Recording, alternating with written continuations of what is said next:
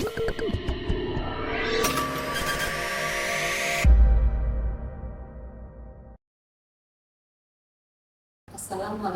warahmatullahi wabarakatuh. Salam sejahtera untuk kita semua.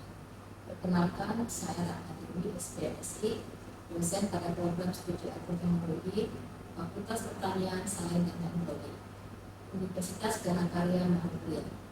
Dalam kesempatan ini, saya akan menyampaikan rencana pembelajaran semester atau RPS untuk mata kuliah botani umum sebagai bagian dari proses sertifikasi dosen. Video ini bertujuan untuk menunjukkan pemahaman saya terhadap perencanaan pembelajaran yang sistematis dan berorientasi pada capaian pembelajaran jurusan atau CPL. Penyampaian ini juga mencerminkan komitmen saya dalam melaksanakan tridharma perguruan tinggi, khususnya dalam bidang pendidikan dan pengajaran. Semoga penyampaian ini dapat memberikan gambaran yang jelas mengenai struktur, strategi, dan metode pembelajaran yang saya terapkan dalam perkuliahan.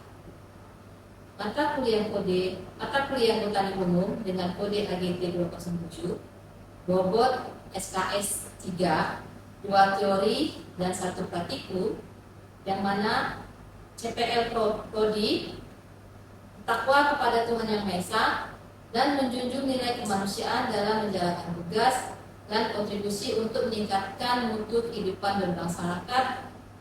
berbangsa dan bernegara. 2. Mampu mengaktualisasi potensi diri untuk bekerjasama dalam tim yang multidisiplin, menguasai, menerapkan, dan mengembangkan iptek di bidang pertanian untuk mencapai keunggulan sesuai dengan kebutuhan lokal dan global. 3. Mampu mengaplikasikan konsep dasar pertanian berkelanjutan pada kegiatan budidaya, tanam, dan panen. 4. Mampu merancang dan mengimplementasi praktek pertanian yang baik, good agriculture practice yang didukung oleh pengetahuan dan teknologi serta data dan analisis informasi. PMK 1. Menjelaskan konsep dasar dan ruang lingkup botani. 2. Menjelaskan struktur dan fungsi sel, jaringan, dan organ tumbuhan. 3. Mengklasifikasikan tumbuhan berdasarkan ciri-ciri taksonominya. 4. Mengidentifikasi struktur morfologi dan anatomi organ tumbuhan. 5. Mengaplikasikan metode ilmiah dan praktikum botani. Deskripsi singkat mata kuliah ini membahas dasar-dasar ilmu botani yang meliputi struktur, fungsi, klasifikasi, dan perkembangan tumbuhan tingkat rendah hingga tinggi. Tujuannya adalah memberikan pemahaman tentang keragaman dan peran tumbuhan dalam ekosistem. Materi pembelajaran atau pembahasan: 1. Penyampaian pada kuliah. 2. Pendahuluan, ruang lingkup botani umum dan keanekaragaman tumbuhan. 3. Struktur sel, jaringan dan organ tumbuhan. 4. Tata nama tumbuhan. 5. Klasifikasi tumbuhan. 6. Anatomi tanaman, akar, batang, daun, bunga, buah, dan biji. 7. Morfologi tanaman, akar, batang, daun dengan susunan dan rumus bilik daun, bunga, diagram bunga, buah, dan biji. Metode pembelajaran yang digunakan dalam mata kuliah ini: 1. Ceramah interaktif. Tujuannya menjelaskan materi, tetap melibatkan mahasiswa dengan pertanyaan atau diskusi singkat. 2. Diskusi kelompok, melatih kemampuan berpikir kritis, kerjasama, dan pemahaman konsep melalui tukar pikiran. 3. Praktikum laboratorium, memberikan pengalaman langsung dalam mengamati struktur tumbuhan. 4. Pembelajaran berbasis proyek atau project based learning, mendorong mahasiswa mengkaji suatu permasalahan atau tema botani dan menghasilkan produk. Pembuatan herbarium, identifikasi tumbuhan lokal, studi keagamaan di lingkungan sekitar kampus. 5. Penugasan materi dan portofolio, tujuan mendorong mahasiswa belajar aktif dan reflektif. Contohnya meringkas artikel jurnal botani, membuat laporan praktikum. Daftar pustaka atau referensi: 1. Bird L. Industries S.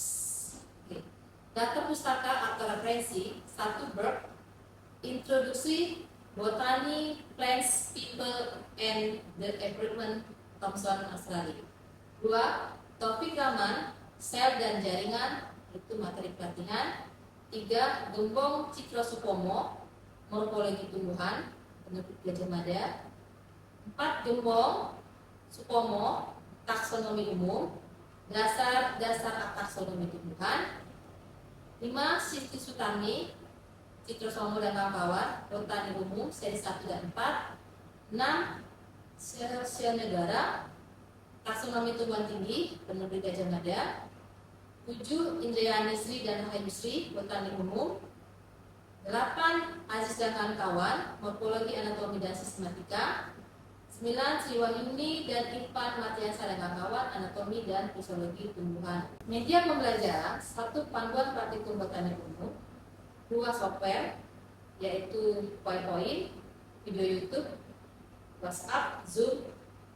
Yang ketiga, hardware, ada proyektor, laptop atau komputer, dan alat tulis. Penilaian: kehadiran 10%, kuis dan tugas 20%, ujian tengah semester atau UTS 30%, ujian akhir semester atau UAS 40%. Tugas mahasiswa dalam pertemuan pertama bahan kajian pokok bahasan pertama, ada tugas mandiri dan ada tugas struktur. Tugas mandiri menyusun ringkasan materi atau jurnal dengan 300 kata. Struktur itu tugas menyertakan tugas dari pokok bahasan. Hasil tugas atau kriteria penilaian ketepatan menjawab soal. Rubrik soal: nilai A besar dari 80, jawaban lengkap, penjelasan dimengerti, dan ada contoh terkait soal. Nilai B plus 75 hingga 79, jawaban lengkap, penjelasan sudah dimengerti dan tidak ada contoh. Nilai C plus 65 sampai 69, jawaban tidak lengkap, penjelasan mudah dimengerti dan tidak ada contoh. Nilai C 60 sampai 94, jawaban tidak lengkap, penjelasan tidak mudah dimengerti. Nilai D, jawaban tidak lengkap, penjelasan tidak mudah dimengerti dan tidak ada contoh. Nilai E, jawaban tidak lengkap, tidak ada penjelasan dan tidak ada contoh soal. Demikian penyampaian rencana pembelajaran semester LPS untuk mata kuliah botani umum yang telah saya jelaskan, memberikan gambaran utuh tentang perencanaan strategi pembelajaran yang saya terapkan. Wassalamualaikum warahmatullahi wabarakatuh. Salam sejahtera untuk kita semua. Assalamualaikum warahmatullahi wabarakatuh.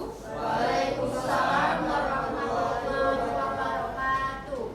Alhamdulillah, selamat pagi dan salam sejahtera untuk kita semua. Baik rekan-rekan mahasiswa, hari ini kita bertemu kembali bersama Ibu Ratna Dewi di mata kuliah botani umum, di mana mata kuliah ini ada 3 SKS. 2 SKS kita akan bertemu tatap muka dan 1 SKS kita akan ada praktikum. Baik, apa kabar hari ini? Baik, sebelum kita mulai kita mungkin berdoa dulu menurut agama masing-masing. Berdoa mulai. Berdoa selesai. Silakan mengisi absen di LMS masing-masing karena kehadiran merupakan poin dari penilaian dari mata kuliah ini. Nah, ini kita lihat suatu tumbuh-tumbuhan atau tanaman yang utuh. Kalian lihat di gambar itu di bawah sekali apa namanya? Akar. Lalu daun, bunga, buah. Nah, yang di bawah itu ada yang namanya nanti sistem akar. Ya. Sistem akar itu nanti ada akar prima dan akar sekunder. Nanti secara morfologi akar kita akan bahas lagi di pertemuan selanjutnya. Kita akan lebih banyak lagi nanti definisi akar lagi ya, kayak akar serabut nanti, bentuk akar, leher akar, semuanya akan kita bahas dan kita berdua akan masuk dalam tadi itu. Begitu dengan batang juga nanti akan kita bahas detail juga di pertemuan berikutnya. Lalu di daun, di bunga, dan di buah. Semua ini sudah lengkap di 16 SKS, di 16 pertemuan setelah kita UTS nanti. Ini adalah dari tumbuhan yang utuh kita lihat, ya kan? Kalau kita cabut, kita lihat sampai ke akar, batang, daun, bunga dan buah. Ini morfologi adalah bentuk atau wujud fisik, ya, fisik gitu ya, yang kalian lihat. Nah, ya fisik atau struktur tumbuhan. Daun, Itu bentuk organ yang berbeda-beda seperti daun, batang, dan akar. Contoh daun, kalian pernah lihat daun menyirip? Pernah. Berjari? Pernah. Berjajar? Pernah. Oke. Kalau batang berkayu? Rumput? Berair? Nah, akar juga tukang serabut pernah ya? Pernah. Iya. Kalau nggak pernah, kalian mungkin nggak masuk di pertanian di sini ya. Nah, jadi kita akan melihat itu gambarnya di sini. Sedangkan nanti contohnya sudah ada kita bawa. Nih, itu daunnya menyirip. Biasanya daun menyirip itu daun apa? Mangga, rambutan. Kalau menjari, ubi. Ada daun melengkung, ada daun sejajar, ya. Jadi Sudah pandai, iya. sudah apa? Oke, berarti ini contoh-contoh daun dan ini nanti kalian akan lihat di modul praktikumnya apa yang kalian bawa nanti, ya kan? Sesuai dengan daun menyirip, daun melengkung, daun sejajar, dan daun menjari. Siap di modulnya ada.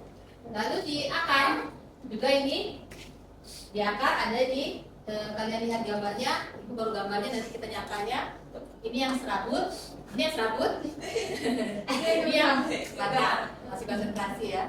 Akar tuh Tunggal. ini yang serabut.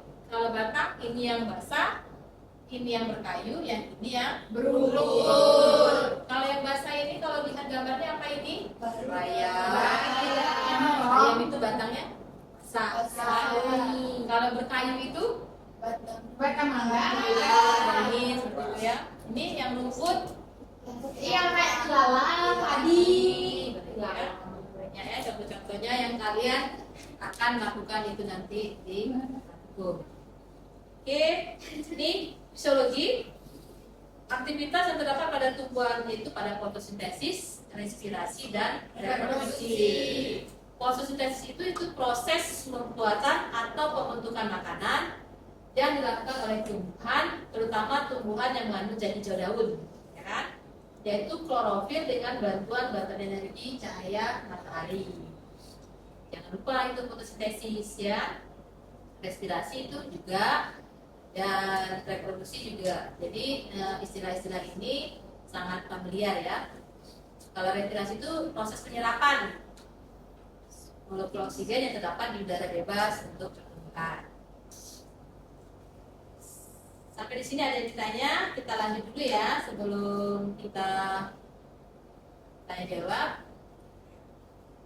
Ini kita di taksonomi. Nah, di taksonomi kita lebih banyak nanti belajar tentang penyederhanaan objek atau pengklasifikasian, persamaan dan perbedaan dari tanaman. Yang mana di dalam taksonomi itu ada kingdom, ada divisio, divisi maksudnya ya. Kayak kalau kingdom itu kerajaan namanya king gitu ya. Lalu ada klasis atau kelas, ada ordo yaitu bangsa, lalu ada famili yaitu suku, Ada genus. ada genus yaitu marga, dan ada spesies atau jenis. Nah, selama ini kita akan lebih banyak mengenal jenis nanti ya, spesies, karena itu yang sering terlihat di secara ilmiah tulisannya. Berarti kingdom itu adalah takson tertinggi pada tumbuhan, namanya king, ya kan? Ya, sedangkan divisi itu kelompok kecil yang berada di bawah kingdom. Berarti dia divisi, berarti sudah kingdom dan lagi divisi, berarti kelompok kecil lagi ya.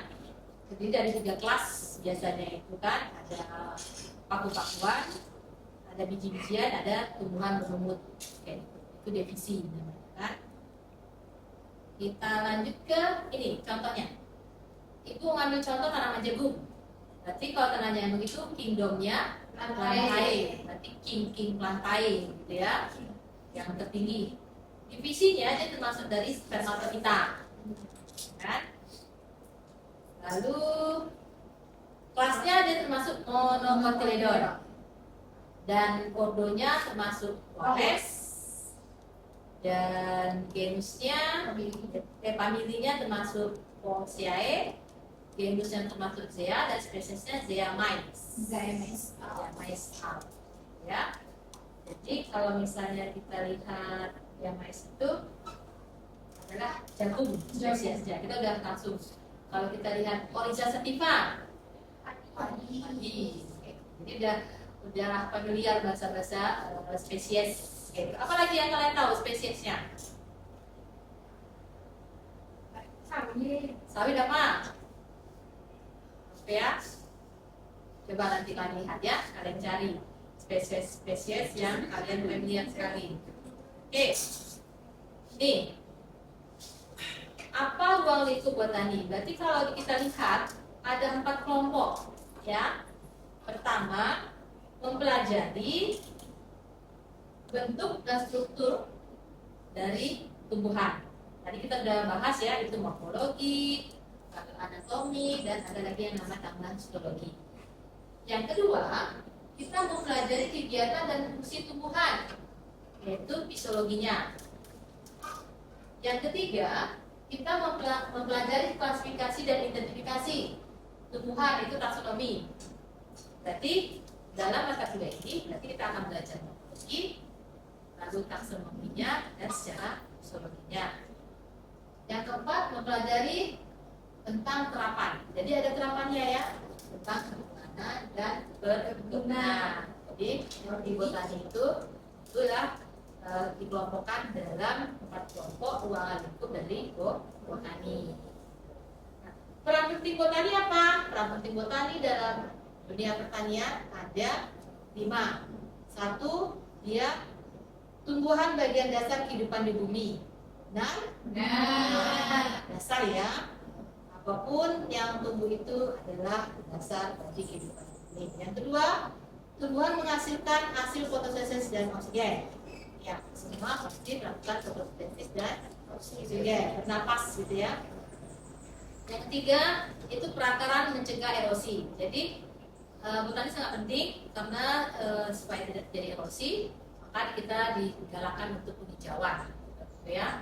Di lahan yang menanam pohon, semua jenis yang bisa untuk penghijauan lingkungan.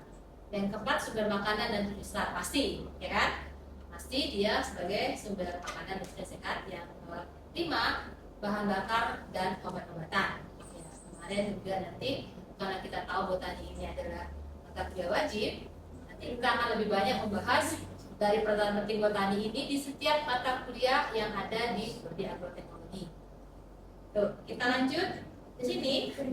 Apa kaitannya botani dengan pertanian? Nah, kalau dilihat ada 3 itu kaitannya. Pertama, sebagai ilmu yang mempelajari usaha manusia dalam memenuhi kebutuhan hidupnya melalui produksi organisme. Yang kedua, botani mempelajari segala hal tentang karakter tumbuhan. Selama proses produksi akan banyak hal yang terjadi pada tanaman. Disitulah ilmu botani berperan. Bagaimana struktur tanaman yang sehat, kelangsungan fisiologisnya atau kelancaran fisiologisnya, dan klasifikasi dari mempermudah dalam mempelajari keanekaragaman hayati. Ya, berarti ada lengkap ya. Kita tahu strukturnya, kita tahu kelancaran psikologisnya, dan kita tahu pengklasifikasiannya atau taksonominya. Yang ketiga, botani senantiasa dikembangkan, diharapkan memunculkan teknologi budidaya baru sebagai dampak pada ekonomi dari hasil produksi yang maksimal. Jadi kita berharap dengan belajarnya botani kita bisa memunculkan ilmu teknologi terbarukan, ya kan, untuk bisa pada taraf ekonomi itu melalui peningkatan seperti itu ya. Jadi kebaruan dari teknologi ini sangat diharapkan. Selanjutnya kita lihat kembali apa kebutuhan botani dalam ilmu pertanian, ini kedudukan, gitu ya. Jadi dia kedudukannya pertama di agroteknologi itu sebagai bidang teknologi hasil pertanian.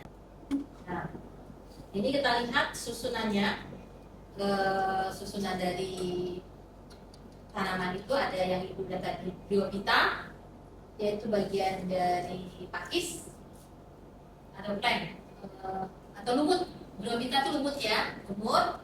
Lalu Predospora itu pakis. Gymnospermae itu dia nanti ada tanaman. Itu kita lihat nanti tanaman berunjuk. Dan Angiospermae itu ada tanaman bunga. Secara strukturnya, akhirnya terakhirnya dia akan melakukan polonisasi di tanah. Polen dan raket itu di Gymnospermae itu adalah serbuk sari dan berbiji terbuka di Gymnospermae. Nah, sampai di sini mungkin kita akan coba mengevaluasi dari mata kuliah botani ini sejauh mana kalian paham tentang ilmu botani. Nah, tadi itu sudah menyampaikan definisi botani.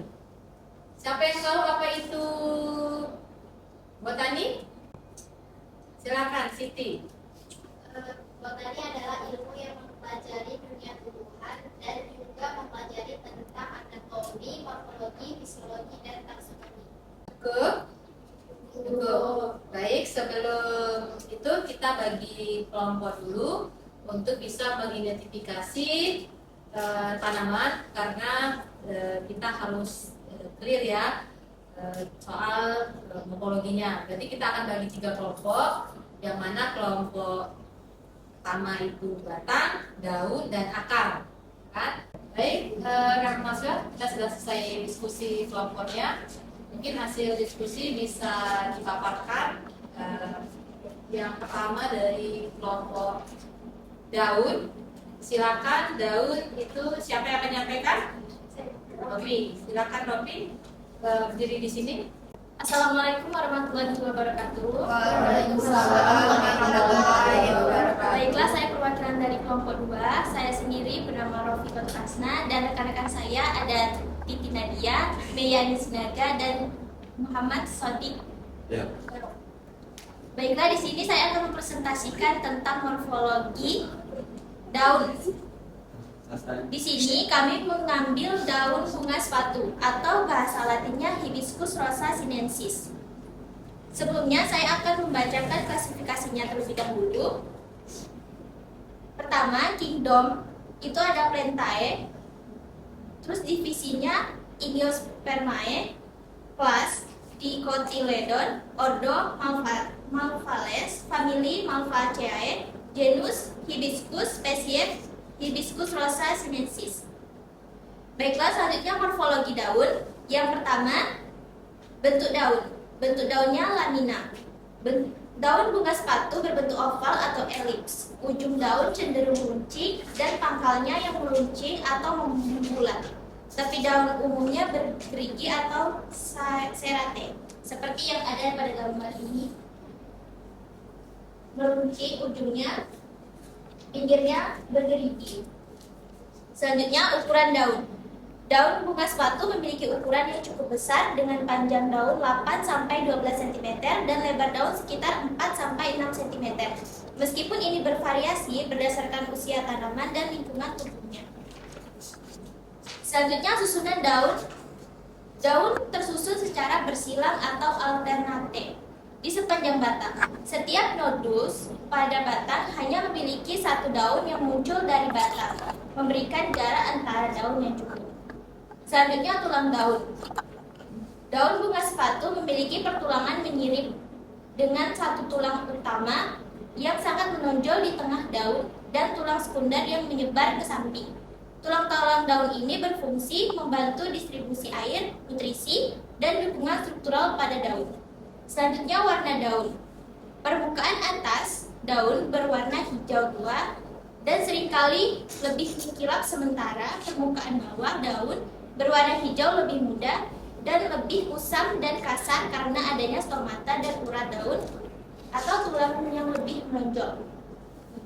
Ini itu permukaan atas lebih mengkilat dan ini permukaan bawah Lebih kasar. iya kasar. Struktur dan permukaan daun. Permukaan daun pada bagian atas umumnya halus dan mengkilap, sedangkan permukaan bawahnya bisa sedikit bertekstur. Beberapa variasi dalam tekstur tergantung pada kultivar bunga sepatu. Selanjutnya, tangkai. daun. Daunnya bertangkai dengan panjang bervariasi antara 2 sampai 5 cm tergantung pada ukuran daun. Petinol berfungsi menghubungkan daun dengan batang utama. Selanjutnya ada stomata. Stomata pada daun ini lebih banyak terdapat di bagian bawah permukaan daun yang berfungsi untuk pertukaran gas dan proses transpirasi. Selanjutnya kita akan membahas tentang fungsi daun. Yang pertama ada fotosintesis. Daun berperan utama dalam proses fotosintesis, di mana klorofil yang terdapat di dalam sel daun menangkap energi matahari untuk mengubah karbon dioksida dan air menjadi glukosa dan oksigen. Selanjutnya transpirasi merupakan proses penguapan air dari stomata di daun yang membantu dalam menjaga suhu tanaman dan menarik air serta nutrisi dari akar melalui proses kapilaritas. Selanjutnya pertukaran gas. Stomata pada daun berperan dalam pertukaran gas yang penting sebagai proses fotosintesis dan transpirasi tanaman. CO2 masuk melalui stomata sementara O2 dilepaskan sebagai hasil fotosintesis. Selanjutnya adaptasi lingkungan. Bentuk, ukuran, dan warna daun membantu tanaman beradaptasi dengan lingkungan tropis, di mana kelembapan tinggi dan cahaya matahari cukup sintesis. Selanjutnya kita akan membahas tentang struktur daun bunga sepatu. Bisa dilihat di sini. Ini adalah ujung daun atau apex foli. Yang ini adalah tepi daun. Ini pertulangan daun, pangkal daun, dan petinol atau tangkai daun. Baiklah, sekian presentasi dari kelompok 2. Kami ucapkan terima kasih. Assalamualaikum warahmatullahi wabarakatuh. Baik, terima kasih tadi telah menyampaikan presentasinya setiap kelompok. Dan dari awal pertemuan tadi dari disampaikan bahwa sebelum kita menutupi kuliah hari ini, kita akan ada evaluasi pembelajaran. Nah, Ibu berharap ada yang bisa menyampaikan evaluasi pembelajaran hari ini. Apa yang didapat? Saya bisa. Oke, silakan. Titik. Berdiri. Ya. Baiklah, dari hasil pembelajaran yang kita dapatkan hari ini, saya akan merangkum. Pertama, kita mempelajari tentang botani. Yang mana botani itu ilmu yang mempelajari dunia pertanian. Di dalam botani juga terdapat struktur seperti adanya anatomi, morfologi, fisiologi, dan taksonomi. Yang mana dalam ilmu anatomi yaitu ilmu yang menggambarkan letak dan hubungan bagian tubuh makhluk hidup. Sedangkan morfologi yaitu ilmu pengetahuan tentang bentuk luar dan susunan makhluk hidup, yaitu berarti fisik dari suatu tumbuhan itu. Dan yang ketiga ada fisiologi, yang mana ini berkaitan dengan fungsi dan kegiatan kehidupan atau zat, organ, jaringan atau sel. Berarti ini menceritakan tentang organ tumbuh hidup makhluk hidup di dalam tumbuhan. Dan yang terakhir yaitu tentang taksonomi, yaitu ilmu atau kaidah yang meliputi pengklasifikasian baik dari bentuk klasifikasi tumbuhan mulai dari kingdom, kelas, genus, ordo, dan yang terakhir spesies. Dan sudah kita presentasikan juga tadi ada bagian dari akar, daun, dan batang. Mungkin hanya itu yang bisa kami rangkum. Sekiranya demikian. Assalamualaikum warahmatullahi wabarakatuh. Waalaikumsalam warahmatullahi wabarakatuh. Terima kasih. Berarti sudah dapat hasilnya bahwa kita belajar botani, itu kita akan belajar tentang anatomi dan morfologi termasuk juga taksonomi dan juga fisiologi. Baik, terima kasih untuk pertemuan hari ini. Ucap untuk kalian semua, sampai ketemu di minggu depan dan sampai ketemu juga nanti di ruangan praktikum pada sesi praktikum. Ibu akhiri, assalamualaikum warahmatullahi wabarakatuh. Waalaikumsalam warahmatullahi wabarakatuh.